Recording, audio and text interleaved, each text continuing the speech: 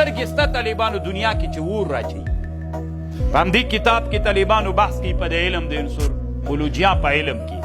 دې کې داسې وایي طالبانو وایي یوه ورځ یوه ښځه وه په لاره تېرېدله یو سړي غنم کرلي ول غنم وچ سوي ول وږو کې ول وایي ویلې هو څومره ښه غنمې دي دا به چې دی لو کي که نه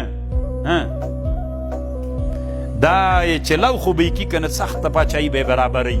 دستي غنم اور واخیست طالبانو سترګې اور اچوي. یو خو هغه اور د معنوي اور د طالبانو ریښتونی اور یې واخیسته ټول څوک وسوځېدل ټول غنم وسوځېدل طالبانو سترګو کې دومره معناوې پرتې دي. ما به نور د صوفي په توجه نه غلطوي.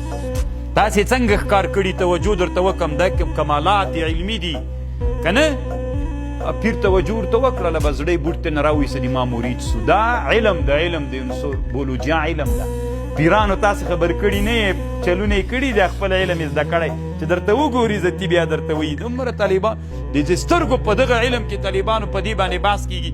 شی سړي ته تېروي او تېرا یې کړي د سترګو په واسطه باندې شی ورتېروي لکه ټلیفون نه یو ټلیفون ته بلوتوت داسې شی تېر اخلي وراخلي طالبانو دومره لوی علوم کې تاسې علم زده کړئ طالبانو. پیران به خپله یخ کیني قسم په الله کیني که کېنناستل چې هر څه راته وایي خو تاسې علمي پرمختګ وکړئ.